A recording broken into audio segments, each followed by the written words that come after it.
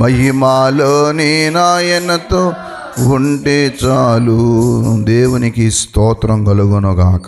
హల్లెలూయా. 69వ కీర్తన 28వ చరణం చదువుతున్నాను, జాగ్రత్తగా వినండి. జీవగ్రంథములో నుండి వారి పేరును తుడిపిపెట్టము, నీతిమంతుల పట్టీలో వారి పేర్లు రాయకము. ప్రభువునందు దేవుని పిల్లలారా, ఈ లోకంలో పుట్టిన ప్రతి మనిషి యొక్క జీవితంలో ఎవరు ఏది చేసినా వారి బ్రతుకు కాలంలో వారు చేసేది ఏదైనా సరే మనుషులు ఒకవేళ చూడకపోవచ్చు, మనుషులు ఒకవేళ లెక్క అడగకపోవచ్చు. ఈ లోకంలో ఉన్న మానవుడిని ఒక మానవుడు ప్రశ్నించే హక్కు లేకపోవచ్చు, ప్రశ్నించే ధైర్యం లేకపోవచ్చు. కానీ ఈ భూమి మీద పుట్టిన ప్రతి మనిషి ఒకానొక దినమందు క్రీస్తు ప్రభువు యొక్క పాదపీఠము ఎదుట లేదా సింహాసనము ఎదుట మనమందరము నిలబడాల. అప్పుడు తప్పనిసరిగా మన విషయమై ఈ లోకంలో మనం చేసింది అది ఏదైనా సరే, చేసింది ప్రతీదీ కూడా రాస్తూనే ఉంటాడు, రాయబడుతూ ఉంటుంది. చాలామంది ఊహ ఏంటనంటే, నేను ఏది చేసినా నన్ను ఎవరు అడగరు, నేను చేసేది ఎవరికి తెలియదు అనుకుంటారు.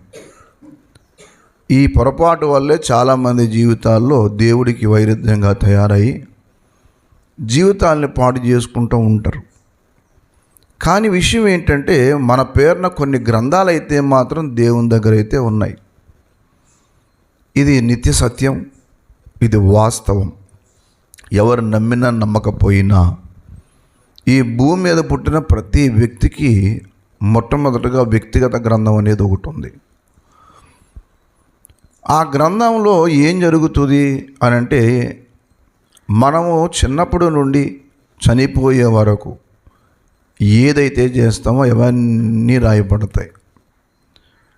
అందుకనే దేవుని దృష్టికి ఏమీ మనం మరుగు చేసేది ఏమి ఉండదు. హెబ్రీ పత్రిక 4వ అధ్యాయము 13వ వచనం చూడండి. హెబ్రీ పత్రిక 4వ అధ్యాయము 13వ వచనం.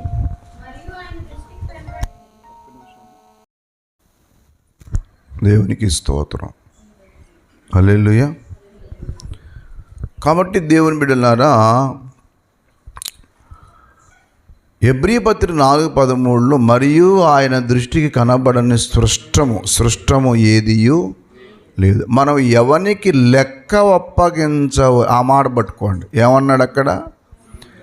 ఎవనికి లెక్క అప్పగించవలెనో ఆ దేవుని కన్నులకు సమస్తమును మరుగులేక, నువ్వు పల్లెటూరులో పుట్టినా, పేదింట్లో పుట్టినా, గొప్పోళ్ళ ఇంట్లో పుట్టినా, ఏ ఇంట్లో పుట్టినా నిన్ను చూస్తున్న దేవుడు ఒక దేవుడు ఉన్నాడు. నువ్వు ఈ రోజున యేసు ప్రభువును కాదని చెప్పి యేసయ్య నమ్మకపోయినా, మారు మనసు పొంది బాప్తీసం తీసుకోకపోయినా, వన్ డే విల్ కమ్, ఒకరోజు వస్తుంది. అప్పుడు ఏం బాధపడతావంటే, అయ్యో ఇలా లెక్కడిగే దేవుడు ఒకడు ఉన్నాడని ఎవరు నాకు చెప్పలేదేంటి అని ఆ నేరం దేవుడి మీద పెట్టుకోకుండా దేవుడు ఏం చేస్తాడంటే కొంతమందిని ఏర్పాటు చేసుకుంటాడు. కొంతమందిని అనామకులను, అజ్ఞానులను, కొంతమందిని ఆయా కులాల్లో నుండి, లోకంలో ఆయా వ్యక్తుల నుండి, ఆయా వర్గాల నుండి దేవుడు ఏర్పాటు చేసుకుని, ఏం దేవా నువ్వు ఈ విషయాలు మాకెవరికి చెప్పకుండా దాచిపెట్టేశావు అని రేపొద్దున దేవుని ముందు నిలబడితే దేవునికి మనం ప్రశ్నించే హక్కు మనకు ఒకటి ఇచ్చాడు.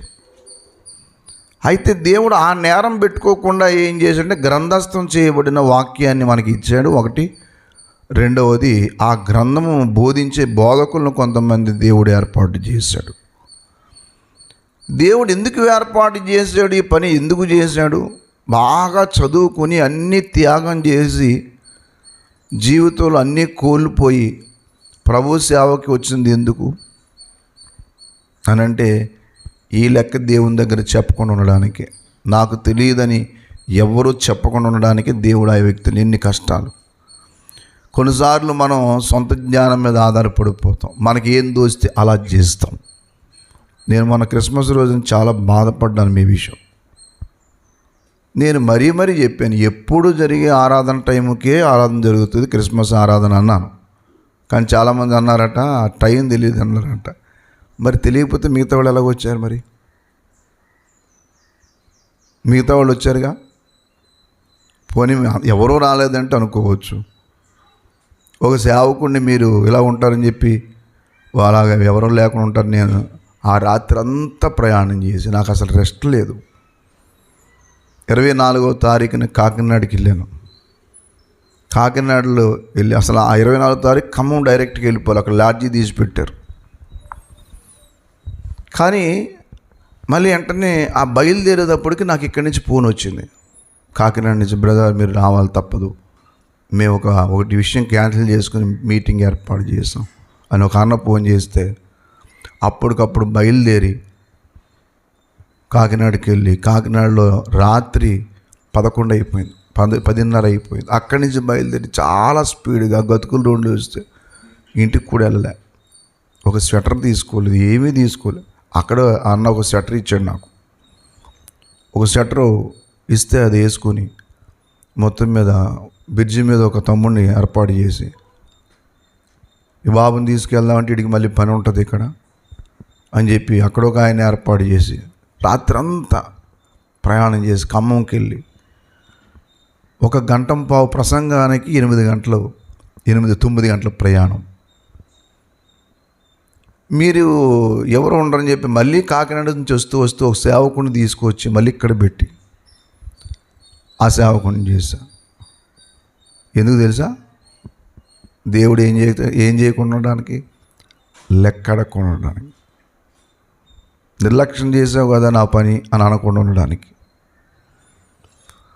సేవకులకి మనం ఎప్పుడూ కూడా డబ్బులు మనుషులకి ఇస్తున్నాం అనే మాట ఎప్పుడు పెట్టుకోకండి. మనుషులకు చేసినట్టు ఏది చేయకండి. నేను చాలామంది సేవకులకి వేస్తాను, నేను ఆన్లైన్లో చెప్పకూడదు కానీ ప్రోత్సాహకరంగా ఉండడానికి చెప్తున్నా. నేను చాలామంది సేవకులకి ప్రతి నెలలో అలాగే అవకాశం వచ్చినప్పుడల్లా చేస్తూ ఉంటా. మనుషులకు చేసినట్టు చేయను. ఈ చిన్నవారికి చేసింది నాకు చేసినట్టే. మీలో ఎవడైనా గిన్నెలు సన్నీళ్ళు ఇస్తే దాని ఫలితం పోగొట్టుకోరు. ఆ రోజున పాపం ఇక్కడ వచ్చిన సేవకుడు అలా నిస్సహాయిగా వెళ్ళిపోయాడు. నేను కలవలేదు. మళ్ళీ రాత్రంతా నిద్ర లేకుండా ప్రయాణం చేసి మరలా అక్కడి నుంచి అయిపోయిన వెంటనే మళ్ళీ 6 గంటలకు 6:30 7 గంటలకు అనుకుంటే సరిగ్గా ఇక్కడ నేను అందుకోలేనని చెప్పి రాజమండ్రి కన్నా అందుకుందామని అక్కడ ఆరాధన టయానికి వచ్చా. గబగబా ఇంకేమీ తినలే, ఎక్కడో తిన్నా మధ్యలో ఇడ్లీ. గబగబా మరలా కొంచెం వాష్ చేసుకొని మళ్ళీ పైకి వెళ్ళి ఆ రోజున ఆరాధన చేసి మళ్ళీ మధ్యాహ్నం బయలుదేరి ఇంకో చోటకి. ఎందుకు తెలుసా? మనుషులు ఎవరో దండలేస్తారని కాదు, మనము ఎవనికి లెక్క ఒప్పగించవలసి ఉన్నదో ఈ విషయం. ఏ గ్రామంలో ఉన్న మనిషి అయినా, ఏ ఒక్క వ్యక్తి అయినా ఒక రోజున నువ్వు ఎవరైనా దేవుని ముందు నిలబడే రోజు ఒకటి ఉంది. తీర్పు దినం ఎవరు తప్పించుకోలేరు. పెద్ద చదువుకున్న వాళ్ళు, ఆస్తిపరులు, ధనవంతులు, అబ్బే మమ్మల్ని ఎవడు అడగడు సార్ అంటే, నా రాజకీయ నాయకత్వాన్ని బట్టి నా రాజకీయ మరి పవర్ని బట్టి నన్ను ఎవడు అడిగే క్వశ్చన్ చేసేవాడు ఉండడు. నన్ను పోలీసులు ఏం చేయలేరు, కోర్టులు ఏం చేయలేవు, ఎవడు నన్ను ఏం చేస్తాడు, బావికి నిన్ను ఎవడు ఏం చేయలేడు. కానీ దేవుని ముందు నేను ఆఫ్టర్ ఆల్ నువ్వు ఎంత గొప్పోడవైనా రేపొద్దుట దేవుడు ముందు నిలబడే రోజు ఒకటి ఉన్నది. 2వ కొరింథీ పత్రిక 10వ అధ్యాయం 5వ అధ్యాయం 10వ వచనం. 2వ కొరింథీ పత్రిక 5వ అధ్యాయం 10వ వచనం. ఎందుకనగా తాను జరిగించిన క్రియల చొప్పున అవి మంచివైనను సరే, చెడ్డవైనను సరే, దేహముతో జరిగించిన వాటి ఫలము ప్రతివాడు పొందినట్లు మనమందరమును ఏంటమ్మా క్రీస్తు న్యాయపీఠము ఎదుట మనం ప్రత్యక్షము. ఎవరైనా సరే మనమందరం మన రాసిన ఆయనతో పాటు ఇంక్లూడింగ్ ఆయన రాసిన ఆయనతో పాటు. ఆయన ఏమన్నా చదువులేనుడా? ఏమన్నా బాగా చదువుకున్నాడు. మనమందరము దేవుని న్యాయపీఠం మీద నిలబడాలా. మనం ఎవ్వరమని ఎంత గొప్పడవన్నా కావచ్చు, తీర్పు లేదు అనే భ్రమలో ఎప్పుడు ఉండొద్దు. దేవుడు ప్రతి విషయం లెక్క అడుగుతాడు. ఇక్కడ మనం వంకబెట్టి ఏదో చెప్తాం, మనుషులు నమ్మించడానికి ఏదో మాట్లాడు. దేవుని కన్నులకు మరుగు చేసేది ఏముండదు, దేవుని దగ్గర లెక్క అప్పగించకుండా ఏది ఉండదు.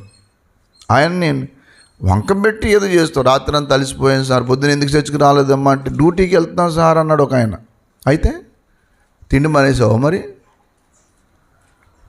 తిండి మానేసావా? లేకపోతే ఏది మానేసావు?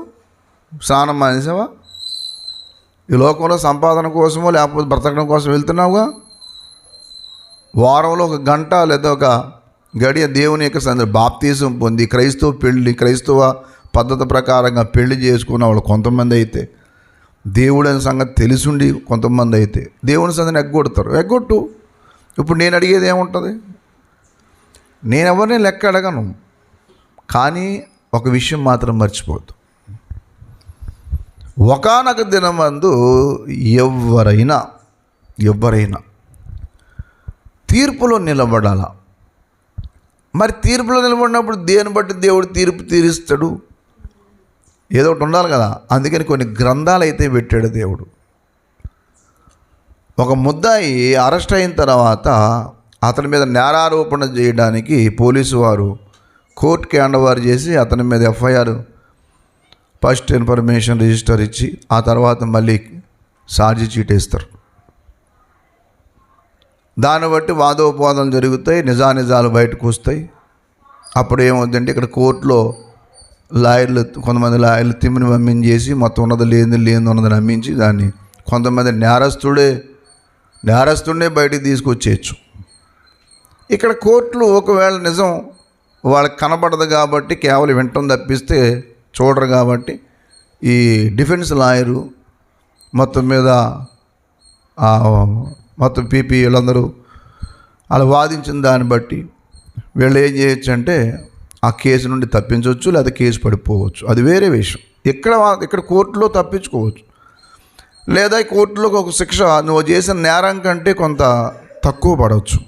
కానీ ఇక్కడ నువ్వు ఎంత గొప్ప పలుకుబడి ఉండి పోలీసులను మేనేజ్ చేసి, ప్రభుత్వాలను మేనేజ్ చేసి, కోర్టులను మేనేజ్ చేసి తప్పించుకోవచ్చేమో కానీ దేవుని కోర్టులో మాత్రం తప్పించుకోలేవు. మనిషి చేసేవి మనిషికే మరుగై ఉంటాయి కానీ దేవుడికి మరుగై ఉండదు. 139వ కీర్తన మొదటి నుంచి చూడండి. 139వ కీర్తన మొదటి నుండి. యెహోవా నీవు నన్ను పరిశోధించి తెలుసుకుని ఉన్నావు, నేను కూర్చుండుట లేచుట నీకు తెలియను. నాకు అసలు తలంపు పుట్టక మునిపే నీవు నా మనసును గ్రహించుచు ఉన్నావు.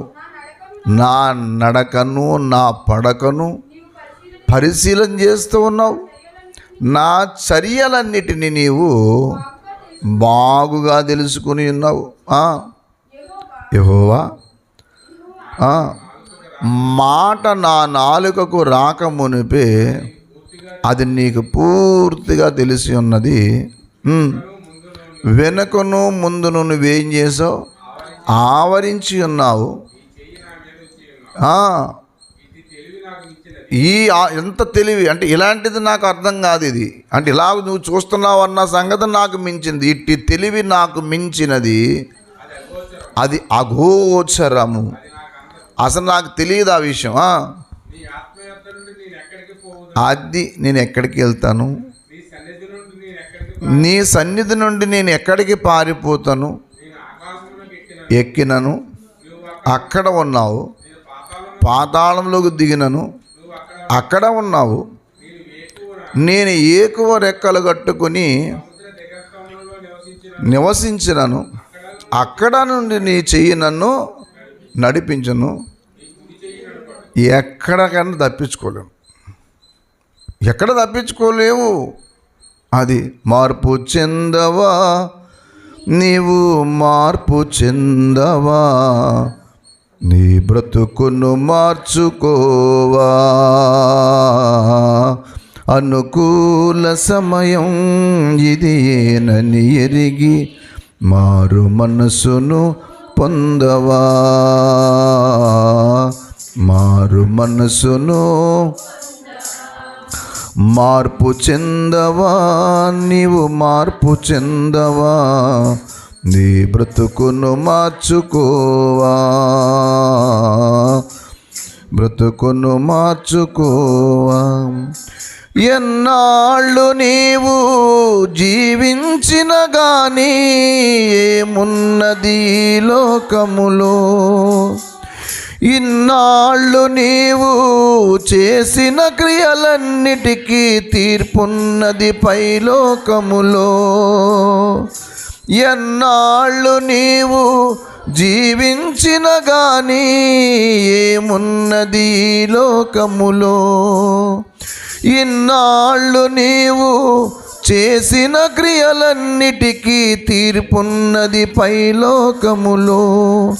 తీర్పు దినమునందున ఆయన ముందు నీకు నిలిచే ధైర్యము నీకుందా, తీర్పు దినమునందున ఆయన ముందు నీకు నిలచే ధైర్యము నీకుందా, నిలచే ధైర్యము నీకుందా. మార్పు చెందవా, నీవు మార్పు చెందవా, నీ బ్రతుకును మార్చుకోవా. అనుకూల సమయం ఇది నని ఎరిగి మారు మనసును పొందవా, మారు మనసును. ఈ లోకంలో ఏ మనిషి అయినా సరే ఒకానొక దినమందు తీర్పులోనికి వెళ్ళాలా. దానికే దేవుడు ఒక 2 రకాల గ్రంథాలు ఏర్పాటు చేశాడు. ఒకటేమో వ్యక్తిగత గ్రంథం, నువ్వు చీకట్లో చేస్తావో వెలుగులో చేస్తావో, అమ్మకి నాన్నకి తెలియకుండా చేస్తావో, భార్యకి తెలియకుండా చేస్తావో, భర్తకి తెలియకుండా చేస్తావు, చెయ్యి ఏం చేస్తావు. కొంతమంది తప్పు చేసి ఏమనుకుంటారంటే, ఏమన్నా చూసావా, ఓ పిచ్చోడా, చూసేవాళ్ళు లేదు అనే మాట కంటే ముందు నీ మనస్సాక్షి సాక్ష్యం చెప్పుదురా బాబా. అది గుర్తుపెట్టుకో. నువ్వు ముఖం చాటు వేసుకుని భయంగా ఉంటున్నావు, ధైర్యంగా ఉండలేకపోతున్నావు. నీ చూపులు, నీ నడతలు, నీ ప్రవర్తన, నువ్వు చేస్తున్న వాటికి ప్రత్యక్షమైపోతాయి, బయటపడిపోతాయి. చాలామంది అనుకుంటారు, నేను చేసిన చూసావట్టే, మా అమ్మాయి కూడా నువ్వు చేసింది మనిషి చూడరు నాయన, చూసిన బుకాయిస్తావు. ఈ బుకాయింపు మనుషుల దగ్గరే జరుగుతుంది బాబు. కానీ నీ నడత, నీ ప్రవర్తన, నువ్వు చేసేదాన్ని ప్రత్యక్షపరుస్తుంది. అదొకటే కాదు సుమా, నీ మనస్సాక్షి నువ్వు చేస్తున్న దాన్ని గద్దిస్తూ కొన్నిసార్లు ఒక రకంగా ఇంతగా ప్రవర్తిస్తావు. ఇది తెలుసు నీకు. చాలామంది అనుకుంటారు ఏంటంటే, ఒకవేళ పాపాన్ని ఖండించేటప్పుడు కొంతమందికి వాళ్ళకి ఏమనిపిస్తుంది అంటే, ప్రతిదీ కూడా ఖండిస్తారని బాబు వీళ్ళం, ఈ పాస్టర్లకు పని ఏమి ఉండదు, ఈ ఖండిస్తే అనుకుంటా. ఖండించటం అనేది వాక్యములో దేవుడు ఇచ్చిన హెచ్చరిక. విమర్శిస్తున్నారు అనుకుంటారు కొంతమంది. విమర్శ కాదు, ఖండించటం. తిమోతి పత్రిక, మొదటి పత్రిక 4వ అధ్యాయం 2వ వచనం. తిమోతి పత్రిక 2వ పత్రిక 4వ అధ్యాయం 2వ వచనం. వాక్యమును ప్రకటించుము, సమయమందును అసమయమందును ప్రయాసపడు, సంపూర్ణమైన దీర్ఘశాంతముతో ఉపదేశించుచు. ఏం చేయి? ఖండించడం అంటే ఏంటి? ఖండించడం ఏంటి? ఖండించుము, గద్దించుము, బుద్ధి చెప్పుము. అది జనులు హితబోధను సహింపక దురద చెవులు గలవారై స్వకీయ దురాశలను అనుసరించి అనుకూలమైన ఎందుకు ఈ పైన అసలు అవును, నేను ఒక మాట అడుగుతున్నాను, వీరండి బాగా నా మీద ఎట్టుకుంటున్నాను, ఇంకో సేవకుడి మీద మనకెందుకు. కానీ ఇప్పుడు నేనున్నాను, దేవుడు నాకు చదువు ఇచ్చాడు, తలాంతులు కూడా ఇచ్చాడు, టాలెంట్స్ ఇచ్చాడు. నాకు దేవుడు ఏం తక్కువ చేయలేదండి. నేను ఫైన్ ఆర్టిస్ట్ని. తర్వాత చాలా కొన్ని వర్క్స్ వచ్చు నాకు. ఇప్పుడు నా మీద ఎట్టుకుంటున్నానంటే మీకు ఎదుర్కొని గొప్ప చెప్పుకోను, వేరే ఆయన గురించి చెప్పుకుంటే బాగోదని చెప్పి నేను మీకు ప్రత్యక్షంగా చెప్తున్నా. అన్నీ వదులుకున్నాను. ఇప్పుడు నేను డబ్బు కోసమే ప్రయాసపడినప్పుడు ఏం చేయకూడదు? నేను మీరు కొంచెం నోరిప్పాల. ఏం చేయకూడదు? ఎవరిని ఏమీ అనకూడదు. అంటే ఏం రావు? డబ్బు రావు. అట్టే పెట్టండి, ఉన్నవాళ్ళు మానేసిపోతారు. డబ్బులు అట్టే పెట్టండి. ఇప్పుడు ఉన్నవాళ్ళు మానేసిపోతారు. మానేసిపోవటం అట్టే పెట్టండి. వెళ్ళిపోతే ఇంకొక ఇద్దరు ముగ్గురిని మానిపించేస్తారు. అమ్మ బాబా ఆయన దగ్గరికి ఎందుకు వెళ్తున్నారండి బాబు, వాడు మామూలుడు కాదాడు, ఆడు మొక్కం మీద తిట్టే రకం, ఆడుతూ మీకు ఎందుకండి అని మానేసేయండి అని వెళ్ళిపోతాడు. ఇప్పుడు సరే వెళ్ళిపోయారు అనుకోండి, ఇప్పుడు నాకు లాసే అనుకోండి. ఏంటంటే ఒక రకంగా నన్ను పోషించేవాడు తక్కువైపోరు అనుకోండి ఏం తక్కువేం కాదు, కానీ దేవుడే నన్ను ఏం వదిలేడు కానీ అనుకోండి. సరే, నువ్వు పాపాన్ని ఖండించినప్పుడు నేను బాధపడ్డాను, నన్నే ఎవరో ఖండించారు, నేను బాధపడ్డాను. ఖండించి ఆయనకి నష్టమా? నేను బాధపడి మానేస్తే నాకు నష్టమా? నాకే నష్టం. ఆ ఖండించిన ఆయన బాగానే ఉంటాడు. ఎందుకు తెలుసా? దేవుడు ఏం చేశాడంటే ఒక ఆర్డర్ పెట్టాడు. ఒక ఆర్డర్ అంటూ ఒకటి పెట్టింది. ఏంటి ఆర్డరు అంటే, నాయన జనములు నిత్య నరకాగ్నికి వెళ్ళకుండా ఉండడానికి వారిని నీకు అప్పగించాను. నువ్వు ఒక కాపరిగా వాళ్ళకి ఏం చేయాలి తెలుసా? వాళ్ళ కీడు మేలులు ఏంటో వాళ్ళకి నేర్పించాలి. వాళ్ళు వినను వినకపోయినను నువ్వు వారికి చెప్పవలసిన బాధ్యత నీదే. వింటారని చెప్పొద్దు, వినకపోయినా చెప్పే. ఎందుకు తెలుసా? నిన్ను ఒకానొక రోజున నిన్ను అడగకుండా, నిన్ను లెక్కడకుండాలంటే నువ్వు మాత్రము దేశంలో ఖడ్గం వస్తుందని చెప్పు. ఈ ప్రజలకు నిన్ను కావలివానిగా నియమించాను కాబట్టి వారు ఎవరు నశించిన నీదే బాధ్యత. అందుకు నువ్వు చెప్పాలి.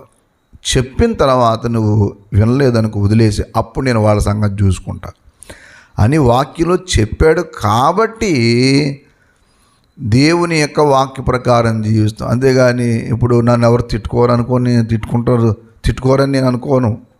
బ్రహ్మాండంగా బోల్డ్ మంది తిట్టుకుంటారు. మీరు తిట్టుకోకపోవచ్చు, చాలా చోట్ల తిట్టుకుంటారు. ఇప్పుడు నాకేంటి అవన్నీ బాధ అనిపించమనుకుంటారా?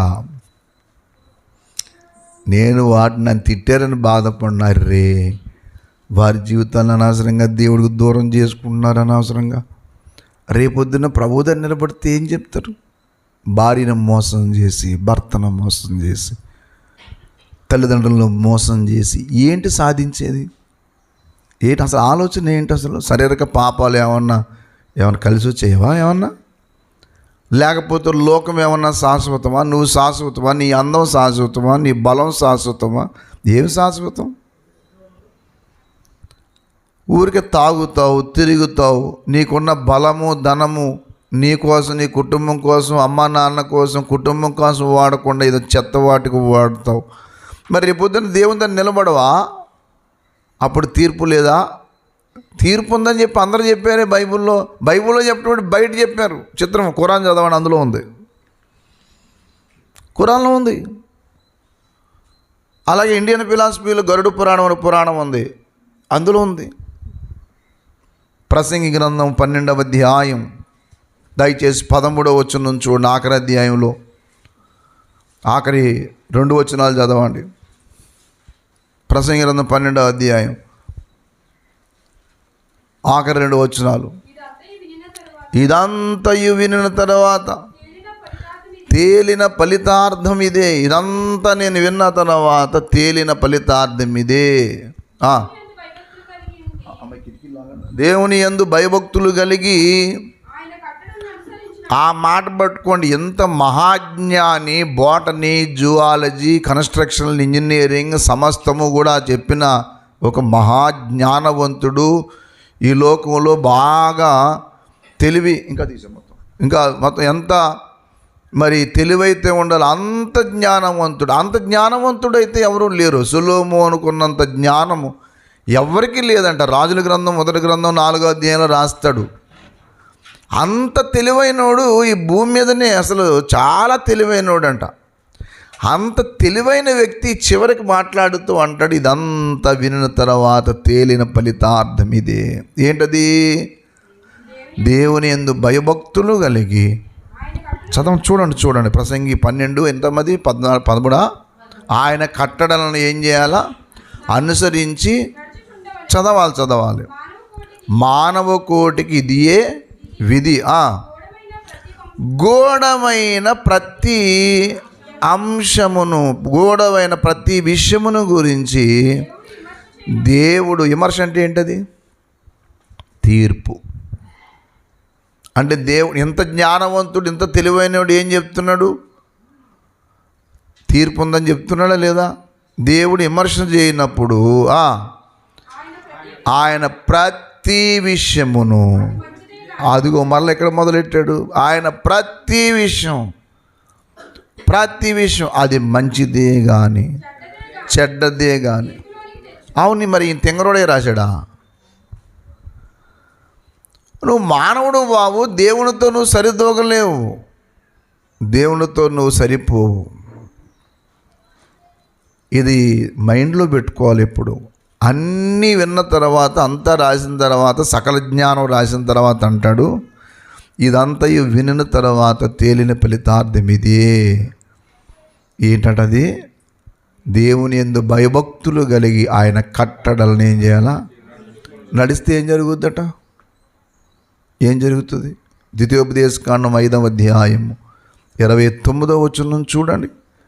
ద్వితీయోపదేశకాండం 5:29. ద్వితీయోపదేశకాండం 5:29. ద్వితీయోపదేశకాండం 5వ అధ్యాయం 29వ వచనం. వారికిని వారి సంతానమునకును నిత్యము క్షేమము కలుగున్నట్లు వారు నా యందు భయభక్తులు కలిగి మనసు వారికి ఉండిన మేలు. ఎందుకు మేలు? వారికి వారి సంతానమునకు నిత్యము ఏంటి? ఆ క్షేమం అంటే ఇహపర క్షేమం, ఇహలోకములో క్షేమంగా ఉంటావు. అందుకే మనం పెట్టుకున్న బాధ్యత ఏంటంటే ఇహలోకములో నిన్ను నీ కుటుంబాన్ని కట్టే పని ఒకటి. సేవకుడు ఏదో సంపాదించుకుంటే గొప్ప కాదు. దేవుడు నన్ను ఎంత దీవించాడు, ఎంత మేడ ఇచ్చాడు, ఇన్ని కార్లు ఇచ్చాడు, ఎంత బిల్డింగ్లు ఇచ్చాడు అంటే ఏటట ఏదో వంకేటి సంపాదించావు. మరి నీ ద్వారా ఎంతమంది జీవితాలు కట్టబడ్డాయి? నీ ద్వారా ఎంతమంది బ్రతుకులు నిలబడ్డాయి? నీ ద్వారా ఎంతమంది జీవితాలు బాగుపడ్డాయి? సేవకుడే కాదు, విశ్వాసిగా దేవుని సందుకు వస్తున్నావు నీవు. దేవుడు అంటే తెలుసు. నేను అడుగుతున్నాను, నీ ద్వారా నీ కుటుంబం బాధపడుతుందా లేకపోతే సంతోషిస్తుందా? నీ ద్వారా నీ భార్య బాధపడుతుందా లేకపోతే నీ భర్త బాధపడుతున్నా సంతోషిస్తున్నాడా? రేపు లెక్కడితే ఏం చెప్తావు? దేవుడు ఎవ్వరిని వదలడు. నేను వాక్యం చెప్తున్నా కదా, అయ్యి బాబాయ్ పాస్టర్ గారు నేనేమనకూడదు అంటే ఏమి లేదు. తీర్పు దగ్గర అందరూ ఒకటే. ఎవడరా నువ్వు? నీ ఇష్టం వచ్చినట్టు నడిపించావు సంఘాన్ని. ఎవడు చెప్పాడు నీకు ఇది? నేను చెప్పాను ఆ వాక్యంలో ఇలా నడిపించమని అని దేవుడు నన్ను అడుగుతాడు. ఉంది మాట, దేవుని వాక్యం ఉంది. యాకోబు పత్రిక 3వ అధ్యాయం మొదటి నుంచి చదవండి. యాకోబు పత్రిక 3వ అధ్యాయం మొదటి నుంచి. అమ్మా, బోధకులమైన మనము అంటే బోధకులకు కూడా ఉందా లేదా? మామూలు తీర్పు కాదు ఆడికి. మామూలు విశ్వాసి కొంచెం బోధకు కఠినమైన తీర్పు వీడికి. బోధకులమైన మనము మరి కఠినమైన తీర్పు పొందుదుమని తెలుసుకొని. బోధకులు అవ్వద్దంటే సేవకులు అవ్వద్దని కాదు, నువ్వు వివరించే వాక్యం సరైనది ఉండాలా. యూ షుడ్ మనం తప్పనిసరిగా ఒక గుడ్ టీచర్గా ఉండాలి. నువ్వు ప్రీచర్గా ఉండి ఏం పర్వాలే, టీచర్ అవ్వాలనుకుంటే మాత్రం సరిగ్గా బోధించు.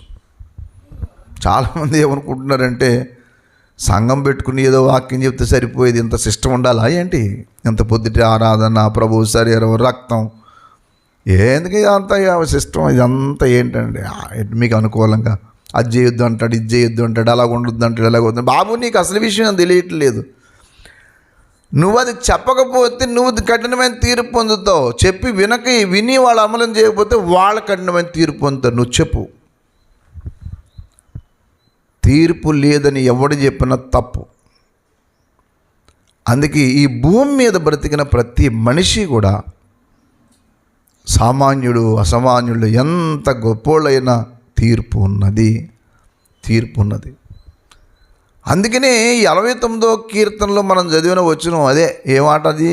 జీవగ్రంథములో నుండి వారి పేరు తురిపి పెట్టాడు. జీవగ్రంథం ఉందంటే ఇంకో గ్రంథం ఉందని అర్థం. అదేంటనంటే వ్యక్తిగతంగా ఉన్న గ్రంథాలు ఉన్నాయి. అబ్రహాం గారు గొప్ప సేవకుడు, లేకపోతే వాళ్ళకి సాయం చేస్తాడు, వీళ్ళకి సాయం చేస్తాడు, వాడు ఏ పాపం చేసినా పట్టించుకోకండి అనేది ఏమి ఉండదు.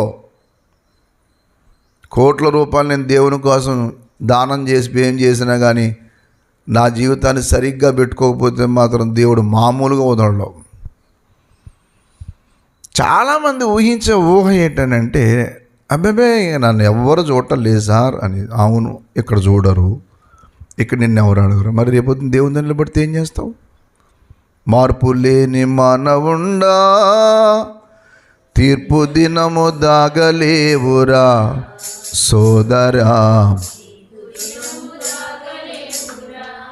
మార్పు లేని మానవుండా,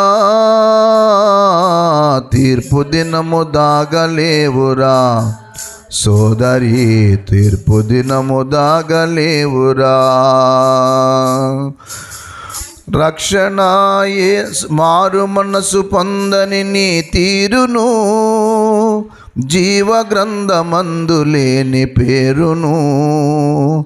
మారు మనసు పొందని నీ తీరును, జీవ గ్రంథమందు లేని పేరును.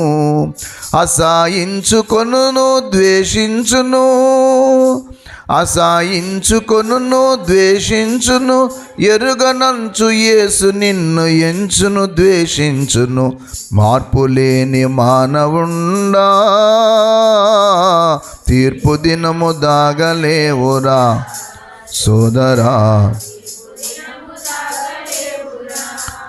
ఘోర పాపిగా నీవు కనబడి, నేరస్తుడుగా నీవు నిలబడి. ఘోర పాపిగా నీవు కనబడి, నేరస్తుడుగా నీవు నిలబడి. త్రోయబడి నరకాన కూలబడి, త్రోయబడి నరకాన కాలబడి పోదువు కాయము హేయము. మార్పు లేని మానవుండా, తీర్పు దినము దాగలేవురా సోదరా, తీర్పు దినము దాగలేవురా. ప్రపంచంలో ఇన్ని కోట్ల మంది ఉన్నారు కదా, ఇన్ని కోట్ల మందికి కార్డులు ఉన్నాయా? మన భారతదేశ జనాభా అంటే ఎంత? 140 కోట్ల. 140 కోట్లకి కార్డులు ఉన్నాయా? లేవా? వాళ్ళు చూస్తారేమండి, ఆధార్ కార్డు లేవా? ఆధార్ కార్డు నెంబర్ కొడితే ఏమవుద్ది? అవును, మానవుడు టెక్నాలజీ ఇది. ఏది ఇదంతా? ఈ ఆధార్ నెంబర్లు కదా, పాన్ నెంబర్ ఉంటుంది. ఇప్పుడు సిస్టమ్ ఏంటంటే ప్రతివాడు పాన్ నెంబర్ చేసుకోవాలి. బ్యాంక్ అకౌంట్ ఉంటే తప్పనిసరిగా ఏముండాలా?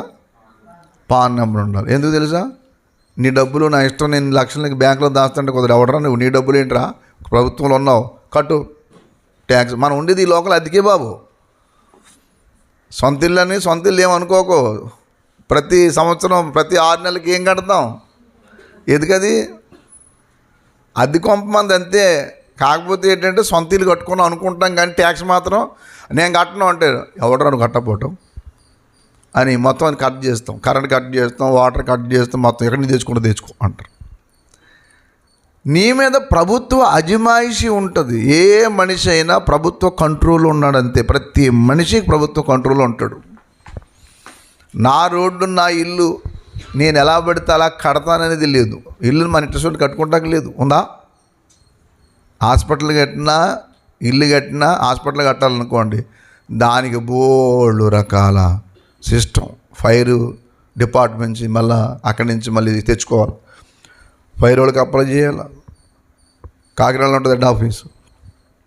అక్కడికి వెళ్ళి వాళ్ళ దగ్గర నుంచి వాళ్ళ ఎన్ఓసి తెచ్చుకొని వాళ్ళ చెప్పిన సిస్టమ్ ప్రకారంగా హాస్పిటల్లో మొత్తం అంతా పైప్ లైన్లు వేయాలి.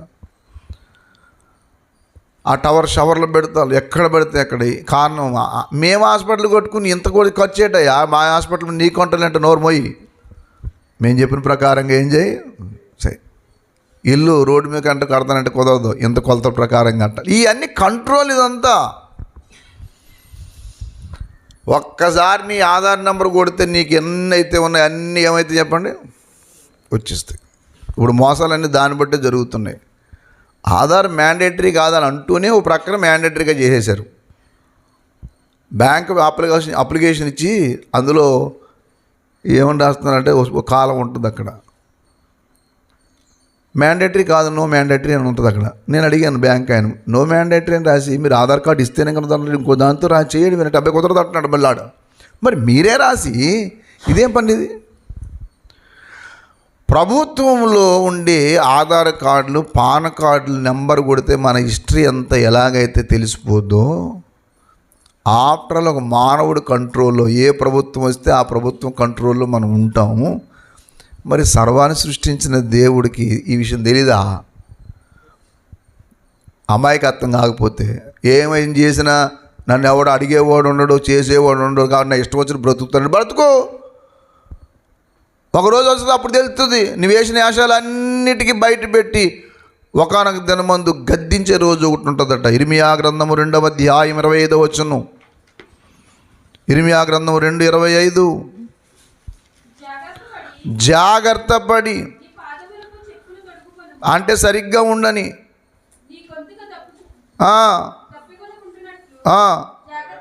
జాగ్రత్తగా ఉండు. రేపు పొద్దున్న నరకాగ్నికి వెళ్ళి దాహం అని అడుక్కోకుండా ఉండాలి, జాగ్రత్తగా ఉండు. తర్వాత చదవండి అమ్మా 2వ అధ్యాయం, మీరు అంతా చదువుకోండి.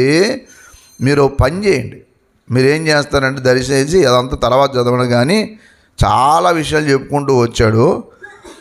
31 నుంచి చదవండి. ఈ తరం వారులారా, యెహోవా సెలవిచ్చిన మాట లక్ష్య పెట్టుడి.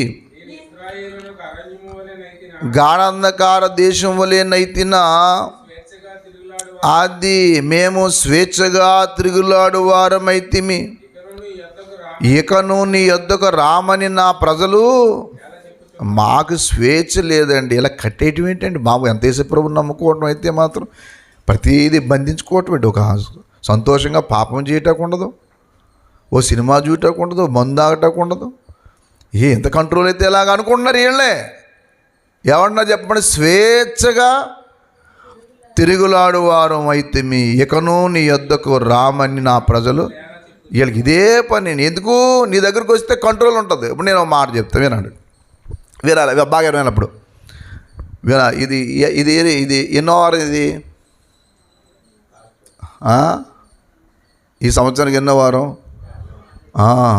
ఆఖరి వారం, లాస్ట్. ఈ ఆదివారం పోతే మళ్ళీ కొత్త సంవత్సరంలోనే మళ్ళీ అడుగు పెడతాం. 5వ తారీఖు అనుకుంటా ఆదివారం కదా కదా. ఇప్పుడు నేను అడుగుతున్నా, వినాలా? ఒక వివాహమైన పురుషుడు ఉన్నాడు అనుకోండి. వివాహమైన పురుషుడు, ఓయ్ అమ్మాయి నేను చేసుకున్నాను, నువ్వు నన్ను అడగటానికి వీలు లేదు అని ఆ వ్యక్తి అంటాకుంటుందా? అలానే నా ఇంకా చూస్తారేటండి, అలాగా ఉంటుందా? పోనీ వివాహం పక్కనెట్టండి, పోనీ స్కూల్లోకి వెళ్ళాం అనుకోండి. పిల్లలు వినండి, మీకు కూడా అర్థమైనది చెప్తాను. స్కూల్కి వెళ్ళిన తర్వాత స్కూల్ ప్రకారంగా ఆ రూల్స్ ప్రకారంగా మా అమ్మ ఒక చెప్పిందండి, అలా ఉండమంది, మీ రూల్ ప్రకారం ఉండొద్దు అంటే ఏం చేస్తారు స్కూల్ వాళ్ళు? చెప్పరేమండి? నా ఇష్టం వచ్చిన డ్రెస్ వేసుకుంటాను, నా ఇష్టం వచ్చినట్టు ఉంటానంటే ఏం చేస్తారు? అలాంటిదైతే మా స్కూల్లో వద్దులేమ్మా, నువ్వు వేరే స్కూలు చూసుకో, ఇక్కడ మరి మా యూనిఫామ్ ఉంటుంది, మా చెప్పితేతలను ఉండాలా, మా ఇష్టం వచ్చినట్టు ఉండాలి, కానీ నీ ఇష్టం వచ్చిన స్కూలు. దేవుడు కూడా అంతే.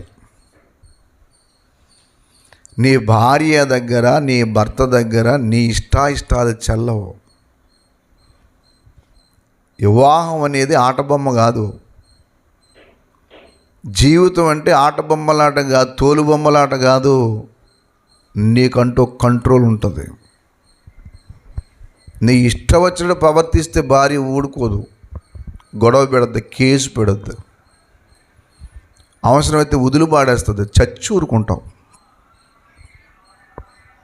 నీకు అప్పుడు తర్వాత ఏమొస్తుందని అంటే నీకు అప్పుడు తెలుస్తుంది. పాపం చేసినప్పుడు కళ్ళు మూసుకుపోయిన వీడు అప్పుడు అర్థమైద్ది, ఏంటి ఇలా జరిగింది ఏంటి అని. అప్పుడుగా నువ్వు తేరుకున్నా ఏం చేసేది ఏముండదు. అందుకే పెద్దలు కొన్ని మాటలు భలే చెప్పారు.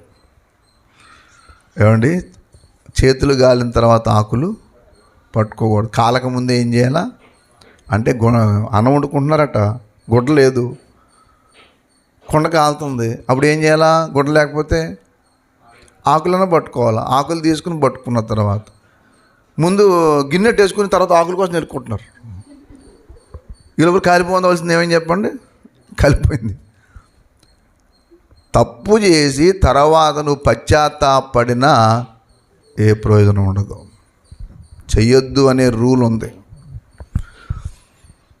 ఏదైనా సరే, ఏ విషయంలో సరే, అది వ్యక్తిగత జీవితమైనా పర్సనల్ జీవితమైనా. అందుకే 2 గ్రంథాలు ఉన్నాయి ఈ దినమందు. ఒకటే అంశం. ఆ అంశం ఏంటంటే తీర్పు. ఏంటి చెప్పండి? జడ్జిమెంట్ ఉంది. దేవుడు కన్నులకి ఏది మరుగై ఉండదు. చదవండి ఇప్పుడు. ఇంకా నా స్వేచ్ఛగా తిరుగులాడు వారము నీ దగ్గర రాం అని చెప్పేసి అన్నీ చెప్పుకుంటూ వచ్చారు. అయ్యా మీరు తర్వాత అదంతా చాలా తీవ్రంగా మాట్లాడతారు. తర్వాత అది మనం చదివితే మనకే సిగ్గేస్తుంది. ఇప్పుడు నేను మాట్లాడితే నన్ను తిట్టుకుంటారు, కానీ ఏమండి అక్కడ చాలా ఘోరంగా తిట్టాడు దేవుడు. నేను ఒకవేళ ఏదన్నా మాట్లాడితే ఈ పాస్టర్ గారికి అన్నీ ఇలాంటివి వచ్చిన వస్తాయనుకుంటారు. నేను చెప్తే ఇలాంటివి నేను గుర్చేయటమేంటి నా మొహం. అక్కడ చూడండి ఏముందో, చదవండి. కన్యక తన ఆభరణములు మరుచున్న, పెండ్లు కుమారి తన వడ్డాలను మరుచున్న, నా ప్రజలు లెక్కలేనన్ని దినములు నన్ను మరిచిపోయారు. లేదా వాక్యం వదిలిపెట్టలేదా? నువ్వు వాక్యం వదలలేదా? దేవుని మందిరాన్ని వదలలేదా? ప్రార్థన మానలేదా? కుటుంబాన్ని నిర్లక్ష్యం చేయలేదా? మర్చిపోయి ఉన్నారు. చదవండి కిందకి. అబ్బా, అవన్నీ చెప్పుకుంటూ వచ్చి 35లో అన్నాడు. ఇన్ని పనులు చేసి అంటాడట, అయినను నీవు నిశ్చయముగా ఆయన కోపం నా మీద నుండి ఏటో అంత ధైర్యం. ఇన్ని తప్పుడు పనులు చేసి ఏమనుకుంటున్నాడు? ఇన్ని తప్పులు చేసి నిశ్చయముగా నేను నిర్దోషిని, ఆయన కోపం నా మీద నుండి తొలగిపోయి చెప్పుకొని, ఇదిగో పాపము చెయ్యలేదు నీ చెప్పిన దాన్ని బట్టి నీతో నాకు వ్యాజ్యము కలిగినది. నీ మార్గము మార్చుకొనుటకు నీ వేళ ఇటు అటు తిరుగులాడుచున్నావు. నీవు అశూరు ఆధారం చేసుకుని సిగ్గుపడదు. పాపం చేసిన ప్రతి వాడికి కూడా ఉండదు. చదవండి 37. చేతులు నెత్తిని పెట్టుకుని ఆ జనమునొద్ద నుండి బయలు వెళ్ళదవు. యెహోవా నీ ఆశ్రయములను నిరాకరించుచున్నాడు, వాటి వలన నీకు క్షేమము కలగదు. నువ్వు ఎవరినెవరినో ఆశ్రయిస్తున్నావు, అది నీకు క్షేమం కాదు బాబు. నీకు నాకు వ్యాజ్యం ఉన్నది, తీర్పు ఉన్నది. తప్పు చేయలేదు అనుకుంటున్నావు కదా అని నువ్వు చెప్పుకుంటున్నావు కదా, కానీ ఒక రోజు ఉంది. ఆ రోజు నేను చేస్తాను తెలుసు, ఇవన్నీ నీ ముందెట్టి కళ్ళెదురుకుంటా పెట్టి చెప్తాను. ఏం చేస్తావు? కనుక లాస్ట్ సండే నువ్వు లాస్ అవ్వకు. అంటే అర్థమే తెలుసా? జీవితాన్ని లాస్ అవ్వకు. ఇంతవరకు ఏం పోగొట్టుకున్నావు ఇప్పుడు సరి చేసుకో. ఇంతవరకు ఏదైతే సరిగా లేదో అది సరి చేసుకో. వ్యక్తిగతంగా గ్రంథములు అన్నిట్లో ఇవన్నీ చెప్పుకుంటూ వస్తాయి. ఇలా చేసావు కదా అని చెప్పేసి. ప్రకటన గ్రంథం 20వ అధ్యాయం 12వ వచనం. ప్రకటన 20వ అధ్యాయం 12వ వచనం. మరియు గొప్పవారేమి కొద్దివారేమి చనిపోయిన వారందరూ. అంటే ఒకప్పుడు అందరూ చనిపోతామా, చావా? అమ్మా, మన ఇంట్లో ఫోటో ఉంటుందా? పెట్టుకుంటారా? మన ఫోటో పెట్టరా? స్మారకూటం పెట్టకపోయినా ఏం పెడతారు? ఫోటో చూడగానే పరమ దుర్మార్గుడు, దరిద్రం పోయింది, అమ్మ రాక్షసండి ఇది అని అంటారా? ఉత్తమురాలండి, ఉత్తముడండి బాబు అని అంటారా? అది చూసుకో. స్మారకూటం పెట్టకపోయినా ఫోటో పెడతారుగా, ఫోటో కింద రాస్తారు కదా, డీజే అబ్రహాం అనేవాడు పరమ దుర్మార్గుడు, సంఘస్థులు ఏపించుతున్నాడు వీడు అని ఉంటుంది కదా, పెట్టరా? నాకు మీరు అందరూ స్మారకూటం పెట్టినా పెట్టకపోయినా నా ఫోటో అయితే మాత్రం ఎక్కడో చోట ఆన్లైన్లో మెసేజ్లు అయితే ఉంటాయి కదా, ఒమేగా బైబిల్ సెంటర్ని కొడితే బోల్డ్ మెసేజ్లు వస్తాయి. అప్పుడు చూసి అమ్మ బాబా ఈడ పరమ దుర్మార్గుడు అని చెప్పుకోరా? ఒకవేళ నాకులా మీరు అందరూ ఆన్లైన్లో యూట్యూబ్లో ఉండకపోవచ్చు, కానీ ఒక రోజు అనేది ఒకటి ఉంది. ఆ రోజున మాత్రం తీర్పు రోజులు కాకుండా తర్వాత సంగతి. కానీ చనిపోవటం అనేది తథ్యం.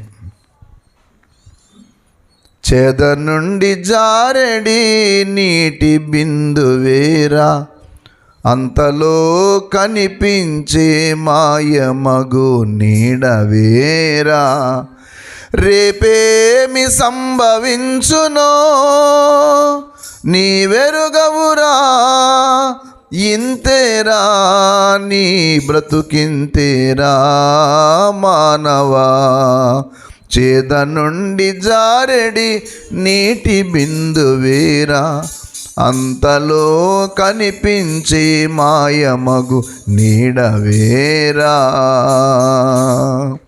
మన పురమిది కాదు పరమందున్నదిరా, మన కొరకు ప్రాణమిడిన రక్షకుడు యేసురా, కట్టిన మేడ మిద్దులు వెంట రావురా, వట్టి చేతులతో అట్టే వెళ్ళెదవురా. అన్నీ వస్తాయా? రాత్రి గోకవరంలో వాక్యం చెప్పి మళ్ళీ ఏలేశ్వరం వెళ్ళాలా. మా పక్కన కూర్చున్న ఆయనకి గుండె దడ. ఎందుకంటే కారులో అంత స్పీడ్ వెళ్తుంటే ఆయన అంటాడు, అయ్యగారు ఎంత సాహసం ఎప్పుడు చేయకండి అన్నాడు. అన్నారు, అయ్య బాబు ఎంత స్పీడ్కి వెళ్ళి మళ్ళీ అక్కడ వాక్యం చెప్తాం. మరి అంతే, మరి ఒకే రోజు 2-3 చోట్ల వాక్యం చెప్పాలి. ఏం చేస్తాం మరి? తప్పదు. ఇక్కడ 9 గంటలకు బయలుదేరం, ఏలేశ్వరం పక్కన లింగంపర్తి రాత్రి, మళ్ళీ అక్కడిని చూసినట్టు రాత్రి 1 గంటన్నర 2 గంటలకు పడకుండా మళ్ళీ పొద్దున్న లేచి అన్నీ తయారు చేసుకుని మళ్ళీ వచ్చు. ఎందుకు తెలుసా? అవకాశం వచ్చినప్పుడు మనం సువార్త జాడకపోతే ఏ ఒక్క వ్యక్తి ఈ లోకాన్ని విడిచిపెట్టినా ఆ వ్యక్తికి సువార్త ఎందుకు చెప్పలేదని ఆయన అడుగుతున్నాడు. అందుకనే యవ్వనస్తులు అనేవాళ్ళు మీ జీవితాలు ప్రభువుకు సమర్పించుకోండి. మారు మనసు లేని వాళ్ళు, రక్షణానుభవం లేని వారు మారు మనసు పొంది బాప్తీసం పొందండి. మనమందరము చనిపోతాం. చావకుండా బ్రతికిన వాడు భూమి మీద ఒక్కడూ లేడు. 2వ సమూయేలు గ్రంథం, ఆ ప్రకటన అలా పట్టుకుని 2వ సమూయేలు గ్రంథము 14వ అధ్యాయం 14వ వచనం చూడండి. 14 చూడండి. మనమందరము ఆల్ టుగెదర్ అందరము చనిపోబుదుము కదా, మరలా ఎత్తలేని నీటి వలె ఉన్నాము. దేవుడు తాను తోలివేసిన వాడు తనకు దూరస్తుడు కాకుండానట్లు సాధనములు కల్పిస్తున్నాడంట. ఏం కాకుండా ఉండడానికి? దూరస్తుడుగా ఉండకుండా ఉండడానికి ఏం కల్పిస్తూ ఉన్నాడు? సాధన. ఎందుకు కల్పిస్తున్నాడు తెలుసా? ఎందుకు కల్పిస్తున్నాడు తెలుసా? దేవుడు నిన్ను వదిలిపెట్టేసి నరకాగ్నికి వెళ్ళిపోయినప్పుడు బాధపడకుండడానికి ఎవరొకరు సాధనంగా వాడుకుంటాడు. భార్యనో, తల్లినో, భర్తనో, బిడ్డలను. నాన్న ఎందుకు నాన్న ఎలా జీవిస్తావు? వద్దు, మారు మనసు పొందు. అమ్మా ఎందుకు నా ఎలా జీవిస్తావు? రక్షణ అనుభవంలోకి రా, మారు మనసు పొందు, బాప్తీసం తీసుకొని దేవుడు ఏదో రీతిగా మనల్ని బతిమాలుతూ ఉంటాడు. దేవుడు హెచ్చరిక చేస్తూ ఉంటాడు. యేసయ్య దగ్గరికి వచ్చి మనం భక్తిగా బ్రతకడం యేసయ్యకి మేలు కాదు, పక్కింటోడికి మేలు కాదు, నీకే మేలు. నిర్లక్ష్య వైఖరి నీకు ఉన్నప్పుడు నువ్వు నష్టపోతావు.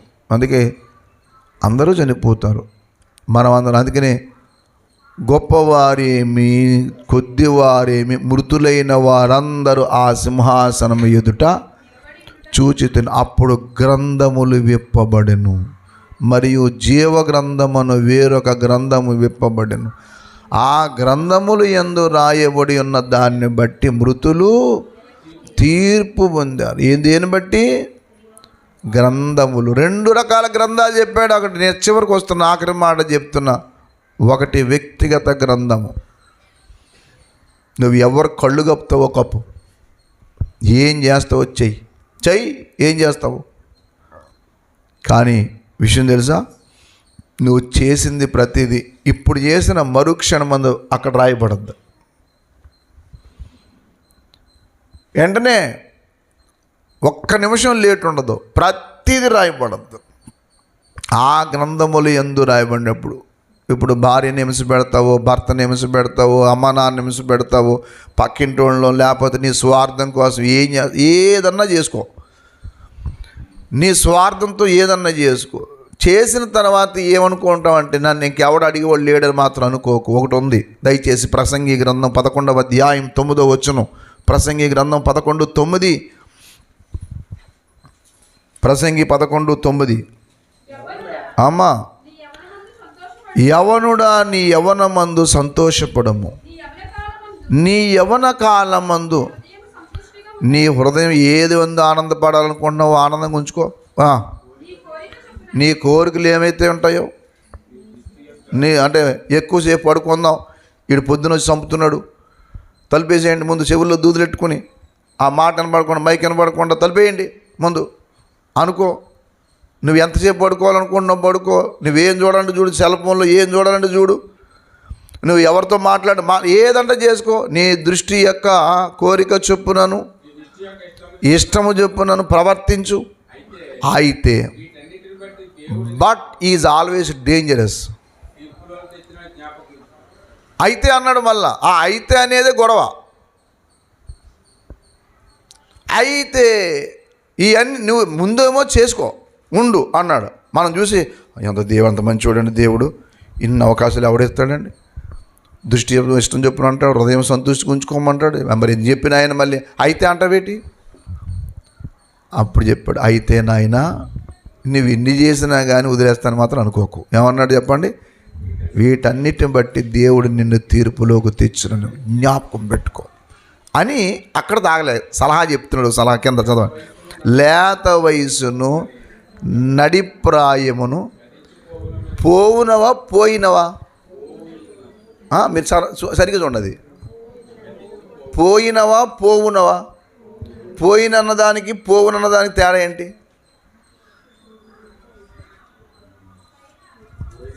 ఈ పోయినాయి అంటే అయిపోయినాయి, అయిపోతాయి. అదేమో పోయినాయి అంటే పాస్ట్ టెన్స్, ఇది అయిపోద్ది అంటే ఫ్యూచర్ టెన్స్. బాబు నీ వయసు ఏమీ ఉండదో. ఇప్పుడు బొగ్గలు ఎలా ఉన్నాను, రేపొద్దున సొట్లు అవుతాయి, రేపొద్దున పళ్ళు ఊడిపోయాయి అంటావు. ఇప్పుడు నువ్వు అందంగా ఉన్నావు అని చెప్పేసి ఊరికే వాళ్ళతో వీళ్ళతో ఎటకారాలు ఆడతావు చూసావు. ఇది ఏముండదు బాబు, గాలి తీసిన బుడగైపోతావు. ఇప్పుడు ఎన్ని రకాలు చేసుకోవాలో అన్ని రకాలు చేసుకుంటే అప్పుడప్పుడు అద్దం ముందు కూర్చుని అని చెప్పి ఇన్ని చేసుకుంటాను చూసారు. దేవుడు చూసి నవ్వుకుంటాడు, ఒరి పిచ్చి మొహోడా గాలిపోద్దురా ఒకప్పుడు, ఇవన్నీ ఏంట్రా నీవు అనుకుంటూ దేవుడు నవ్వుకుంటూ కూర్చుంటాడు. ఇక్కడ ఏమంటాడంటే నువ్వు ఎలాగంటూ జీవించు, తీర్పు ఉన్నది. లేత వయసును నడిప్రాయమును గతించిపోవున్నవి ఉండవయ్యి. చిన్నప్పుడు చిన్నపిల్లలాగా ఎప్పుడు ఉండరాలో ఒక వయసుకు వస్తారు, ఒక కుటుంబస్తుడు అవుతాడు. అందుకే నీతి నియమాలతో ఆ పిల్లలు పెంచుతాం. రే జీవితం అంటే ఇదిరా. సండే స్కూల్ అందుకే సండే స్కూల్ ఎందుకు అనుకుంటున్నారు? నువ్వు కొన్ని విషయాలు చెప్పలేవు. మందిరం ఎందుకు అనుకుంటున్నారు? నీకు కొన్ని విషయాలు తెలియవు. ఇది జ్ఞానం బోధించే స్థలం. మందిరములోనికి రారండి వందనీయుడేసుని కలవరమైన కలతలు ఉన్నా కలతలు ఉన్నా తొలగిపోవను ఆలయాన చేరను. కలుగు సుఖములు ఆ ప్రభుని వేడను. మందిరములోనికి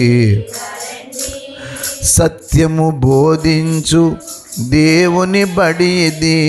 ప్రేమను చాటించు మమతల గుడి ఇది.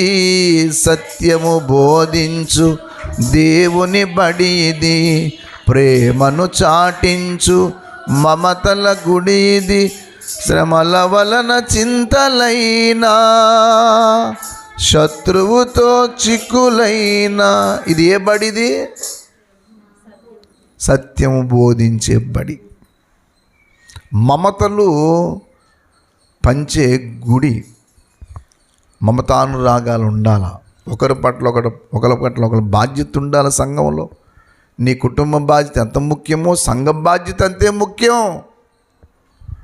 సంఘం అంటే ఎవరిదో కాదండి, యేసు రక్తముతో కొనబడ్డ సంఘం. దాంట్లో మనం అందరం సభ్యులం. దేవుని బిడ్డలారా, గ్రంథములు ఇప్పబడిన తర్వాత మన పర్సనల్ విషయాలు అన్నీ దేవుడు బయట పెడతాడు. ఇప్పుడు మనం అన్ని దాస్తాం, చూసారా? రేపొద్దున అక్కడ చూడగానే మీ అందరము నేను తీర్పులోకి వచ్చినా అనుకుంటారు, అమ్మ బాబోయ్ మా పాస్టర్ గారు ఏదో గొప్పవాడు అనుకున్నా, ఎంత దుర్మార్గుడు, ఇలాంటి వాడు ఏంటండి, ఇలా మేము ఏదో అనుకున్నాం అనే రోజు ఒకటి ఉంటుంది. నా పర్సనల్, అందుకే సీక్రెట్ ఏం మెయింటైన్ చేస్తా ఉండదు ఎవడో. ఎందుకంటే బట్ట బయలు అయిపోతుంది. బట్ట బయలు అయిపోయిన తర్వాత రేపొద్దున్న ఎందుకు ఇలా చేసావు నాయనా అని అడిగితే నువ్వు సమాధానం చెప్పుకోలేవు కొన్ని. అందుకనే తీర్పు ఉన్నది మొదటిది. రెండవది తీర్పు తీర్చే గ్రంథాలు ఉన్నాయి. రెండవది జీవ గ్రంథం ఉంది.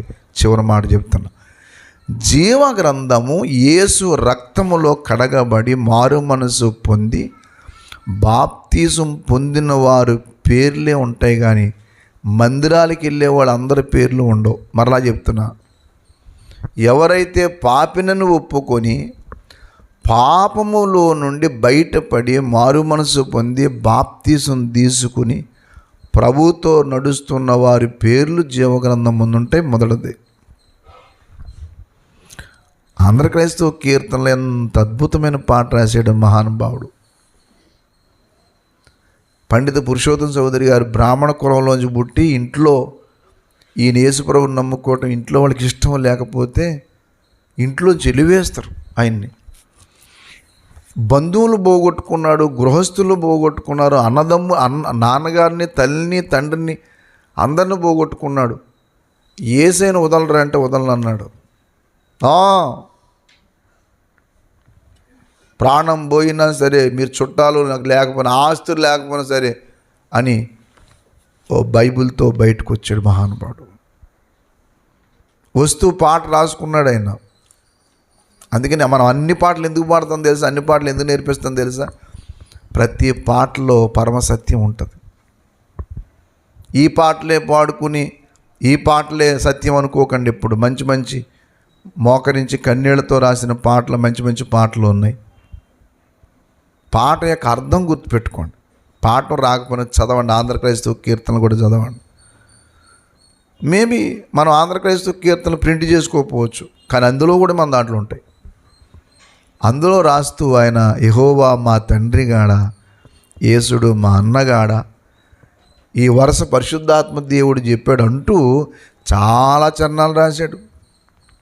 అందులో చిన్న రాశాడు ఆయన, పరమ విభుజీవా గ్రంథములో ప్రభుని రక్తాక్షరము ధృతమై స్థిరముగా నుండు మా పేరు చిరుపు పెట్టేడు వారింకెవరు యెహోవా మా తండ్రి గాడా యేసుడు మాయన్న గాడా మహిమా గల శుద్ధాత్మా ఇట్టి వరస తెలిపే గదమా తోడా యెహోవా మా తండ్రి గాడా యేసుడు మాయన్న గాడా కరములతో నంటారాని కన్నులకు గోచరము గాని పరమా ఫలముల్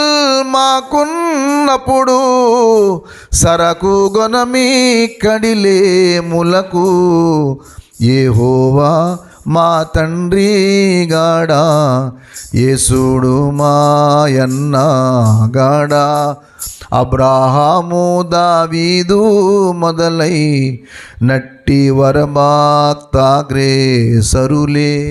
శుభ్రముగా మా చుట్టాలైనా.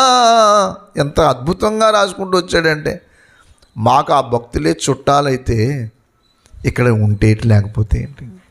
విశ్వాసం అంటే అదే. చివరి మాట చెప్తున్న బాగా వినండి. పరమ విభు జీవ గ్రంథమందు ప్రభుని రక్తాక్షర ముద్రితమై స్థిరముగా. మారు మనసు పొంది బాప్తీసం తీసుకున్న వాడి పేరే అందులో ఉంటుంది. అలాగని చెప్పి బాప్తీసం తీసుకున్నాను కాబట్టి నాకు ఇష్టం వచ్చిన బ్రతుకుతానంటే తీసి పడేస్తాడు దేవుడు. నిజం. నేను దొంగగా వ్యభిచారిగా లోపుగా ఇష్టసారం బ్రతుకుతాను అనుకుంటే దాన్ని సహించడు. నా బాబే, నువ్వు మారు మనసు పొందేసావు, బాప్తీసం తీసుకున్నాను, ఏ కార్యక్రమాలు పడితే ఆ కార్యక్రమం చేస్తానంటే ఇక్కడ నువ్వు మభ్యపెట్టి ఏదైనా చేయొచ్చాము, కానీ దేవుడు తుడిచి పాడేస్తాడు. ఆ మాట చదువుకున్నాం. జీవగ్రంథమందు వారి పేరును తుడుపు పెట్టుము అంటే తుడిచి వేస్తాడు. ఈ మాట మోషే గారు కూడా చెప్పారు. మోషే గారు దేవుణ్ణి అడుగుతాడు, అయ్యో ప్రభువా, ఈ ప్రజలు ఎంతో తప్పు చేశారు, దయచేసి నా పేరు తుడిచి. నీ పేరు ఎందుకు తుడిచేస్తానయ్యా? తప్పు చేసినోడు తుడిచేస్తా అన్నాడు. నిర్గమాకాండం 32వ అధ్యాయము 32వ వచనం చూడండి. చివరిగా మాట చదవండి. 32వ అధ్యాయం నిర్గమాకాండం 32వ వచనం. నిర్గమాకాండం 32. అయ్యో, నీవు వారి పాపమును పరిహరించితివా? లేని ఎడల నీవు రాసిన నీ గ్రంథములో నుండి నా పేరుని ఏం చేయి? తుడిచివేయమని చదవాల. అందుకు యెహోవా, అది ఎవడు నా ఎదుట పాపము చేసునో అది నేను నిన్నెందుకు తుడిచేస్తాను? నువ్వేం పాపం చేసావు? తప్పు చేసింది వాళ్ళు. ఒక సరిగ్గా కిబ్రోత్ హవ్వ దగ్గరికి వచ్చిన తర్వాత వీళ్ళు తప్పు చేయటం మొదలెట్టారు. అందరు ఇష్టాసారంగా తినేసి డ్యాన్సులు చేయటం మొదలెట్టారు. ఈ రోజుల్లో పెళ్ళిళ్ళలో, క్రైస్తవ పెళ్ళిళ్ళలో డ్యాన్సులు, క్యాబరా డ్యాన్సులు క్రైస్తవ పెళ్ళిళ్ళలో. పెళ్ళి అయ్యే వరకు నేను పెళ్ళి రోజులు ముందు రోజులు ఉంటాయమ్మా, పాటలు, సినిమా పాటలు పెట్టండి. సిగ్గులేదురా మీకు? క్రైస్తవ పెళ్ళిలో సినిమా పాట సిగ్గులేనరా? మళ్ళీ కార్డుల మీద పరిశుద్ధ వివాహం చేసే అపరిశుద్ధమైన పనులు, ముహూర్తాల పనులు. నీకు ముహూర్తం ఏంటి అసలు? నీకు ముహూర్తాలు చూసుకోవడం ఏంటి? నువ్వు క్రైస్తవుడు ఏంటి? ముహూర్తాలు ఏంటి అసలు? అపరిశుద్ధమైన విషయాలకు కానీ, నీ ఇంట్లో సినిమా పాటలకు కానీ, నీ ఇంట్లో దేవుడికి వ్యతిరేకమైన విషయాలు ఏదన్నా నువ్వు ఒక శాపగ్రస్తుడు. దేవుడి విషయంలో ఏనాడు ఇష్టాసారంగా జీవించక తీర్పులోకి వెళ్తా. పేరు తుడిచివేయబడుతుంది. పేరు నాకు వద్దు అనుకుంటే నీ ఇష్టం. లోకాన్ని అనుసరిస్తానంటే నీ ఇష్టం. దేవుడు నిన్ను బలవంతం చేయడు, చెప్తాడంతే. నువ్వేమనుకుంటున్నావు అంటే నువ్వేదో బాధపడుతున్నావు. నీలో ఒకవేళ ఆ పాపం ఉంటే వదిలేసుకో. దేవుడికి వ్యతిరేకమైనది ఏదన్నా ఉంటే వదిలేసుకో. అది నీకు క్షేమము. అంతేగాని నువ్వు పాడు చేసుకుని దేవుడికి వ్యతిరేకంగా నడవకు. తీర్పులోకి నిలబడిన తర్వాత ఏదైనా నీ పేరు ఏమైందంటే ఉండాలి కదా ప్రభు. తుడిచేశాను నాయన. ఎప్పుడు పలానప్పుడు నువ్వు ఇష్టం వచ్చినట్టు జీవించావు చూసావా, అప్పుడే తుడిచేశాను. ఉందనుకున్నాను, ఉందని ఎవడు చెప్పాడు నీకు? అప్పుడే పోయింది నీది. నువ్వు ఎందుకు చేసావు? ఎవడు చేయమన్నాను నిన్ను? నేను చెప్పాను కదా ఆల్రెడీ, నీకు తప్పు చేసిన తుడిచేస్తాను, నేను ఆల్రెడీ నీకు బోధించాను కదా అని చెప్తాడు. ఏం చెప్తాప్పుడు? కాబట్టి చాలా జాగ్రత్తగా ఉండి ఈ చివరి ఆదివారాన్ని ఎలాగ మనం సిద్ధపడితే మంచిదో ఆలోచన చేసి సిద్ధపడదాం. దేవుడు ఆ కృపా భాగ్యం మనందరికీ దయచేయును గాక. ప్రార్థన చేసుకుందాం. మోకరించండి, కళ్ళు మూయండి. ప్రతి వారు కూడా, దేవా నా పేరు నీ గ్రంథం